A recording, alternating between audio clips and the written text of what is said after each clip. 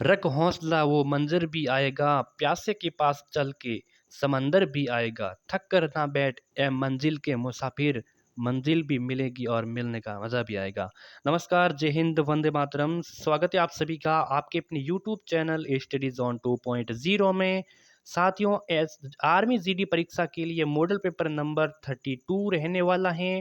ठीक है, टोटल हमने टारगेट किया है, जैसा कि मैं हर वीडियो में बता रहता रहा ना, कि 50 मॉडल पेपर को हम सॉल्व करेंगे, जो 15 अप्रैल से पहले-पहले, ताकि आप इसका रिवीजन अच्छी तरीके से कर सकें, ठीक है? इसकी हमने क्या की है, तो इसकी हमने प्लेलिस्ट बना दी है, तो एक से जाके आपको स्टार्ट कीजिएगा और इसको ज़्यादा से ज़्यादा रिपीट कीजिएगा, देखिएगा आपको इसके अलावा भी अतिरिक्त कुछ बातें बताई गई हैं, जो आपको एग्ज़ाम के लिए बहुत ही ज़्यादा महत्वपूर्ण रहने वाली हैं, ठीक है? और हमने क्या किया है, व्हाट्सएप का ग्रुप बना दिए गए हैं, जिसका लिंक है वो नीचे डिस्क्रिप्शन में है, या फिर व्हाट्सएप नंबर दिए गए हैं, वहाँ से आप सके हमसे कांटेक्ट कर सकते हो, जिसमें आपको व्हाट्सएप ग्रुप में पीडीएफ वगैरह डाल दी जाती है। तो चलिए क्लास की शुरुआत करते हैं। चैनल पे नए तो इनको सब्सक्राइब भी कर देना। पहला प्रश्न है कि उस्ताद मंसूर किस मुगल शासक के राज्य में मशहूर चित्रकार थे? जो उस्ताद मंसूर थे, ये किस मुगल शासक के राज्य में मशहूर चित्रकार थे? तो हुमायूं के, अकबर के, जहांगीर के, या फिर शाहजहां के? आपको 4 ऑप्शन दिए गए। जो भी आपका सही ऑप्शन होगा, आपको कहते हैं कमेंट करके बताते रहना है, ठीक है? तो यहाँ पे जहांगीर हो जाएगा, बिल्कुल ऑप्शन सी करेक्ट ऑप्शन, ठीक है? जो उस्ताद मंसूर थे, वो मुगल शासक जहांगीर के राज्य में मशहूर एक चित्रकार थे। विश्व में कुत्तों की सबसे छोटी प्रजाति कौन सी है? देखिए, यहाँ पे विश्व में पूछा गया है कि विश्व में कुत्तों की सबसे छोटी प्रजाति कौन सी है? तो कुत्तों की सबसे छोटी प्रजाति है चिहुआहुआ। क्या है? चिहुआहुआ। ऑप्शन सी दर्शा रहा है, बिल्कुल करेक्ट ऑप्शन, ठीक है? अगला क्वेश्चन, निम्नलिखित में से ब्राजील की राजधानी कौन सी है? ब्राजील की राजधानी, तो ब्राजील की राजधानी है ब्रासीलिया। ऑप्शन बी सही हो जाएगा। ब से ब्राजील, ब से ब्रासीलिया, ठीक है? अगला क्वेश्चन से कि 1994 में दक्षिण अफ्रीका के पहले श्याम वर्ण के राष्ट्रपति बनने वाले व्यक्ति कौन थे? 1994 ईस्वी में दक्षिण अफ्रीका के पहले श्याम वर्ण के राष्ट्रपति बनने वाले व्यक्ति कौन थे? तो साथियों, वो थे नेल्सन मंडेला थे। कौन से? Nelson Mandela. ऑप्शन सी दर्शा रहा है यहाँ पे सही ऑप्शन। अगला है कि सबसे छोटा महाद्वीप कौन सा? इसमें से कौन सा महाद्वीप है वो सबसे छोटा? यूरोप है, उत्तरी अमेरिका है, ऑस्ट्रेलिया, या फिर इनमें से कोई नहीं। अगर सबसे बड़ा बात की जाए तो एशिया महाद्वीप सबसे बड़ा है, ठीक है? सबसे छोटा महाद्वीप कौन सा है? तो सबसे छोटा महाद्वीप है ऑस्ट्रेलिया का। कौन सा? ऑस्ट्रेलिया महाद्वीप सबसे छोटा महाद्वीप है। याद रह जाएगा, बिल्कुल रह जाएगा। भारत की प्रथम महिला राष्ट्रपति कौन है? इंदिरा गांधी, मार्गरेट अल्वा, प्रतिभा पाटिल, या फिर ममता बनर्जी? भारत की प्रथम महिला राष्ट्रपति कौन थी? तो ये थी प्रतिभा सिंह पाटिल थी। सी ऑप्शन आपका सही हो जाएगा। भारत की सबसे बड़ी जैन ऋषि गौतमेश्वर की मूर्ति कहाँ पे है? भारत की सबसे बड़ी जैन ऋषि गौतमेश्वर की मूर्ति कहाँ पे स्थित है साथियों? तो ये है श्रवण बेलगोला कर्नाटक में। कहाँ है? श्रवण बेलगोला कर्नाटक में, ठीक है? अगला क्वेश्चन, भारत में खाली जगह के जन्म दिवस को शिक्षक दिवस के रूप में मनाया जाता है। तो किस महान पुरुष के जन्म दिवस दिवस पर शिक्षक दिवस के रूप में मनाया जाता है? तो वो कौन महान पुरुष थे? तो वो थे डॉक्टर सर्वपल्ली राधाकृष्ण के जन्म दिवस पर शिक्षक दिवस मनाया जाता है। कब मनाया जाता है साथियों? 5 सितंबर को शिक्षक दिवस के रूप में मनाया जाता है।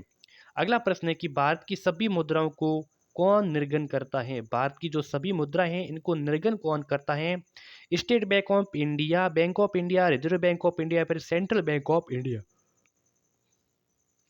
तो साथियों, ये कौन करता है? तो ये करता है आरबीआई करता है। कौन करता है? RBI, reserve bank of India. Option C बिल्कुल आपका करेक्ट ऑप्शन हो जाएगा। अगला प्रश्न है कि भगवान गौतम बुद्ध को ज्ञान की प्राप्ति कहाँ पे हुई थी? बहुत ही अच्छा प्रश्न है। भगवान गौतम बुद्ध को ज्ञान की प्राप्ति कहाँ पे प्राप्ति? लुम्बिनी, बोध गया, सारनाथ, या फिर कपिल वस्तु में?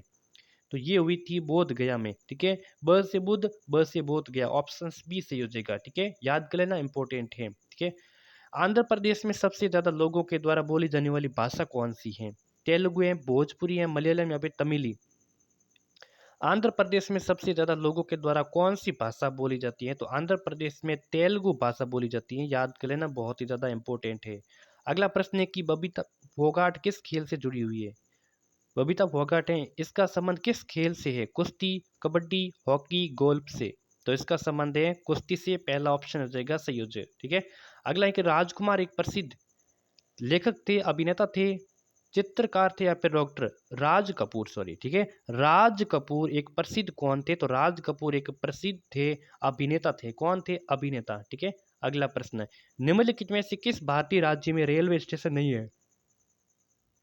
किस भारतीय राज्य में कोई भी रेलवे स्टेशन नहीं है? क्या प्रश्न है? किसी भी राज्य में यहाँ पे रेलवे स्टेशन तक नहीं है, तो कौन सा राज्य है? तो सिक्किम में अभी तक कोई रेलवे स्टेशन नहीं है। ठीक है। अगला प्रश्न, बाबर सर्वप्रथम भारत में पश्चिम के रास्ते कहाँ से आया था? राजस्थान से, कश्मीर, सिंध या फिर पंजाब से? बाबर आया था सबसे पहले भारत में, वो पश्चिम के रास्ते से आया था, तो वो कहाँ से आया था? तो वो आया था पंजाब से आया था। कहाँ से? पंजाब से। ऑप्शन डी सही हो जाएगा। ठीक है।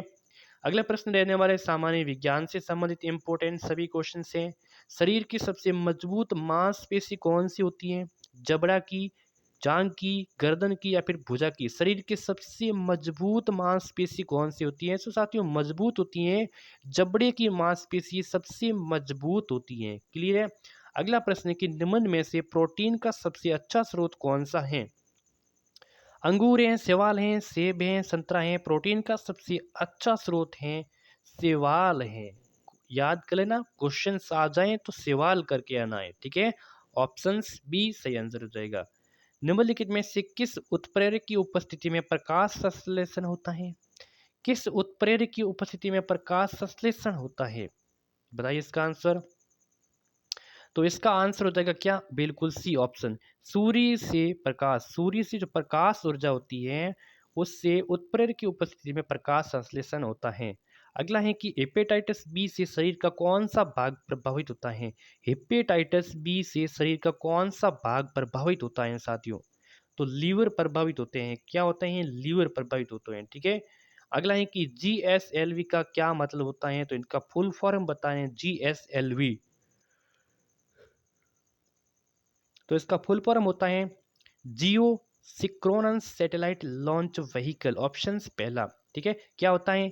जियो सिक्रोनस सैटेलाइट लॉन्च व्हीकल, जीएसएलवी का पूरा रूप होता है। ठीक है। मिट्टी में पड़े मृतक और सड़े जीव खाली जगह बन जाते हैं, तो क्या बन जाते हैं जब मिट्टी में पड़े मृतक और सड़े जीव होते हैं? मृतक और सड़े जीव, ठीक है, वो क्या बन जाते हैं? बहुत ही अच्छा प्रश्न है साथियों, देख लेना। तो वो बन जाते हैं अकार्बनिक सामग्री की श्रेणी में आ जाते हैं। जो मृतक होते हैं और सड़े जीव होते हैं, जब वो मिट्टी में पड़े होते हैं, ठीक है, कब पड़े होते हैं आप सभी को पता ही है, ठीक है, तो वो क्या बन जाते हैं? तो मिट्टी के साथ वो अकार्बनिक सामग्री की श्रेणी में आ जाते हैं। क्लियर है।